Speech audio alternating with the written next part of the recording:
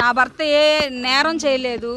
నా భర్త గత అన్న కొంచెం కింద దించండి అన్న కొద్ది కింద దించండి. నా భర్త గత 5 సంవత్సరాల్లో ఆయన సాక్ష్యం రాష్ట్రం అంతా చూసి ఓట్లేసి నా భర్తకున్న సాక్ష్యాన్ని బట్టి మేము జగన్మోహన్ రెడ్డి గారి కోసం మేము నిలబడి ఒక అబద్ధ సాక్ష్యాన్ని మేము చెప్పలేక మా కుటుంబం మేము నిలబడ్డందుకు మా మీద పాయింట్ బ్లాక్లో గన్ను పెట్టి నా భర్తని ఇదే స్టేషన్లో చంపే ప్రయత్నం చంద్రబాబు నాయుడు గారు చేయించి డబ్బులు బ్యాగుల్లో పెట్టుకొచ్చి నా భర్తకి ఇచ్చి ఈ ప్రలోభాలకి లొంగితే ఈ మాటలన్నీ మీరు చెప్తే ఇంత డబ్బు ఇన్ని కార్లు మీ ఇంటికి వస్తాయని మమ్మల్ని చెప్తే మాకు అవసరం లేదు. ఒక నిందని ఒక నిజాయితీ కలిగిన వ్యక్తి మీద మేము వేయాలనుకోలేదు అని మేము బయటకు వచ్చినప్పుడు ఆ సాక్ష్యాన్ని చూసి మమ్మల్ని జనాలు ఆదరించి స్టేట్ వైడ్గా నా భర్త ఈరోజు పెద్ద స్టేట్ లీడర్ అయ్యాడు. చంద్రబాబు నాయుడు గారు అనుకుంటున్నాడు నేను అన్నకు దొక్కేస్తున్నాను, నేను అది దాన్ని ఏమంటారంటే సునకానందం పొందుతున్నారు వాళ్ళు. అంత పెద్ద వయసులో ఉండి ఆ స్థాయిలో ఉండి కూడా మా జీవితాలతో దళితులతో ఇలా ఆడుకోవటం చంద్రబాబు నాయుడు గారికి అయితే ఇది కరెక్ట్ కాదు. నా భర్తను రాత్రి 1 గంట 2 గంటల నుంచి హైదరాబాద్ నుంచి వస్తే ఎంతసేపు పట్టిద్దండి? హైదరాబాద్ నుంచి జర్నీ ఎంతసేపు పట్టిద్ది? 1 గంటకు అరెస్ట్ చేశారు. ఎన్ని గంటలు పట్టిద్ది? 3 గంటలు పట్టిద్ది, 4 గంటలు పట్టిద్ది. ఎప్పుడు తీసుకొచ్చారు అంటే ఎంత ఇబ్బంది పెట్టారు మమ్మల్ని జర్నీలో కూడా. మేము కార్లు ఎత్తుకుంటుంటే మా కార్లకు అందం, మేము ఫాలో చేసుకుంటుంటే ఎక్కడ ఉన్నాడో తెలియదు. కారుకి ఇట్లా అడ్డం పడి నా భర్త అసలు కారులో ఉన్నాడా లేదా, అసలు ఏమన్నా చేశారా అని వెళ్ళి కార్లకు అడ్డం పడితే నా దగ్గర ఉన్నాయి, వీడియోలు తీశారు మా పిల్లలు. కారుకి అడ్డం పడి చూసుకుంటే సోయి లేకుండా కారులో నిద్రపోతున్నాడు, చుట్టూ పోలీసులు, ఆయన ఒక్కడే కారులో. కాదన్నా నన్ను ఎక్కించుకోండి అంటే ఏదో వాళ్ళకి ఇష్టం వచ్చినట్టు చేశారు. మాకు ఒక 4 అబద్ధాలు చెప్పి 4 మాయ మాటలు చెప్పి మాకు హైప్ క్రియేట్ చేసుకోవడం మాకు రాదు. మేము యథార్థంగా బ్రతుకుతున్నామని మేము అనుకుంటున్నాం, మేము నీచంగా బతుకుతున్నామని చంద్రబాబు నాయుడు అనుకుంటున్నారు.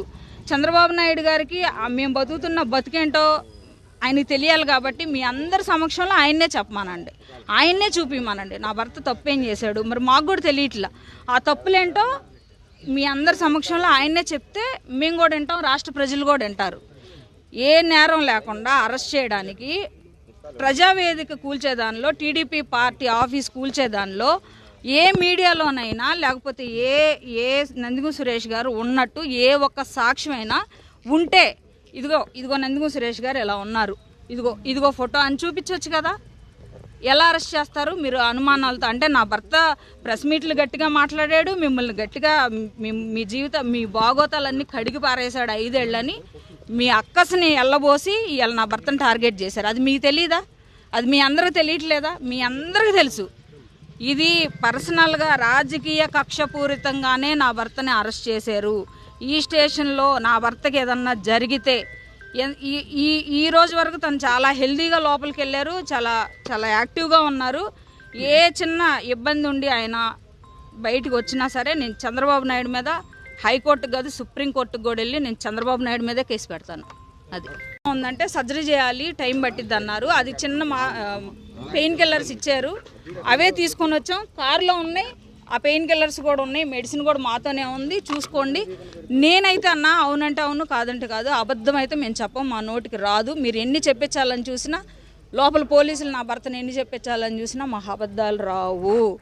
చంద్రబాబు నాయుడు నా భర్తను టార్గెట్ చేశాడు. ఏం చేయాలనుకుంటున్నాడో చేయనండి. నా భర్తకి ఏదన్నా జరిగిన మరుక్షణంలో రాష్ట్రంలో ఉన్న ప్రతి ఒక్క దళితుడు రోడ్డెక్కి నోరు తెరుతారు. 5 years రాష్ట్రాన్ని ఏం చేయాలని ఈ రకంగా ఈయన పాలించి ఈ రకంగా వచ్చి 100 రోజులు కాలేదు. సూపర్ 6లు ఏమైపోయినాయో, అబద్ధాలు హామీలు ఇచ్చి నువ్వు గెలిచి నువ్వు రాష్ట్రాన్ని భ్రష్టు పట్టి సృష్టి విలయతాండం చేస్తుంది, నీకు సహకరించట్లా, సృష్టి నీకు సహకరించట్లా. ఆ రకంగా విజయవాడ అంతా కొట్టుకుపోయి తిండి తిప్పలు లేకుండా నువ్వు సరిగ్గా కుర్చీలో మనశ్శాంతిగా కూర్చోలేని జీవితం అయిపోయింది నీది. ఎందుకు మాలాంటి వాళ్ళ కన్నీళ్ళు నువ్వు ఒళ్ళో వేసుకుంటే ఇలానే ఉంటుంది. 5 ఏళ్ళు మా కన్నీళ్ళు ఒళ్ళో పట్టుకొని ఉంచుకో. ఈ 5 ఏళ్ళు కూడా నీకు మేము బలహీనం అవ్వచ్చు, కానీ సృష్టి సమాధానం చెప్పిద్ది, భగవంతుడు సమాధానం చెబుతాడు, మా కన్నీళ్ళు సమాధానం చెప్తాయి. అది మాత్రం నిజం. నా భర్త ఏ నేరం చేయలేదు. నా భర్త గత అన్న కొంచెం కింద దించండి అన్న కొద్ది కింద దించండి. నా భర్త గత 5 సంవత్సరాల్లో ఆయన సాక్ష్యం రాష్ట్రం అంతా చూసి ఓట్లేసి నా భర్తకున్న సాక్ష్యాన్ని బట్టి మేము జగన్మోహన్ రెడ్డి గారి కోసం మేము నిలబడి ఒక అబద్ధ సాక్ష్యాన్ని మేము చెప్పలేక మా కుటుంబం మేము నిలబడ్డందుకు మా మీద పాయింట్ బ్లాక్లో గన్ను పెట్టి నా భర్తని ఇదే స్టేషన్లో చంపే ప్రయత్నం చంద్రబాబు నాయుడు గారు చేయించి డబ్బులు బ్యాగుల్లో పెట్టుకొచ్చి నా భర్తకి ఇచ్చి ఈ ప్రలోభాలకి లొంగితే ఈ మాటలన్నీ మీరు చెప్తే ఇంత డబ్బు ఇన్ని కార్లు మీ ఇంటికి వస్తాయని మమ్మల్ని చెప్తే మాకు అవసరం లేదు. ఒక నిందని ఒక నిజాయితీ కలిగిన వ్యక్తి మీద మేము వేయాలనుకోలేదు అని మేము బయటకు వచ్చినప్పుడు ఆ సాక్ష్యాన్ని చూసి మమ్మల్ని జనాలు ఆదరించి స్టేట్ వైడ్గా నా భర్త ఈరోజు పెద్ద స్టేట్ లీడర్ అయ్యాడు. చంద్రబాబు నాయుడు గారు అనుకుంటున్నాడు నేను అన్నకు దొక్కేస్తున్నాను, నేను అది దాన్ని ఏమంటారంటే సునకానందం పొందుతున్నారు వాళ్ళు. అంత పెద్ద వయసులో ఉండి ఆ స్థాయిలో ఉండి కూడా మా జీవితాలతో దళితులతో ఇలా ఆడుకోవటం చంద్రబాబు నాయుడు గారికి అయితే ఇది కరెక్ట్ కాదు. నా భర్తను రాత్రి 1 గంట 2 గంటల నుంచి హైదరాబాద్ నుంచి వస్తే ఎంతసేపు పట్టిద్దండి, హైదరాబాద్ నుంచి జర్నీ ఎంతసేపు పట్టిద్ది, 1 గంటకు అరెస్ట్ చేశారు. ఎన్ని గంటలు పట్టిద్ది? 3 గంటలు పట్టిద్ది, 4 గంటలు పట్టిద్ది. ఎప్పుడు తీసుకొచ్చారు అంటే ఎంత ఇబ్బంది పెట్టారు మమ్మల్ని జర్నీలో కూడా. మేము కార్లు ఎత్తుకుంటుంటే మా కార్లకు అందం, మేము ఫాలో చేసుకుంటుంటే ఎక్కడ ఉన్నాడో తెలియదు.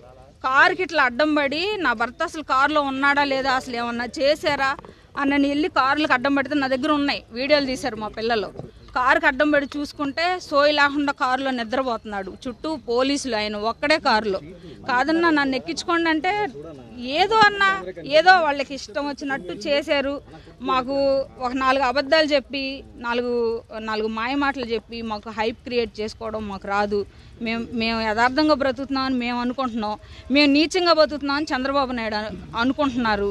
చంద్రబాబు నాయుడు గారికి మేము బతుకుతున్న బతికేంటో ఆయనకి తెలియాలి కాబట్టి మీ అందరి సమక్షంలో ఆయన్నే చెప్పమానండి, ఆయన్నే చూపిమానండి నా భర్త తప్పేం చేశాడు. మరి మాకు కూడా తెలియట్లా ఆ తప్పులేంటో మీ అందరి సమక్షంలో ఆయన్నే చెప్తే మేము కూడా వింటాం, రాష్ట్ర ప్రజలు కూడా వింటారు.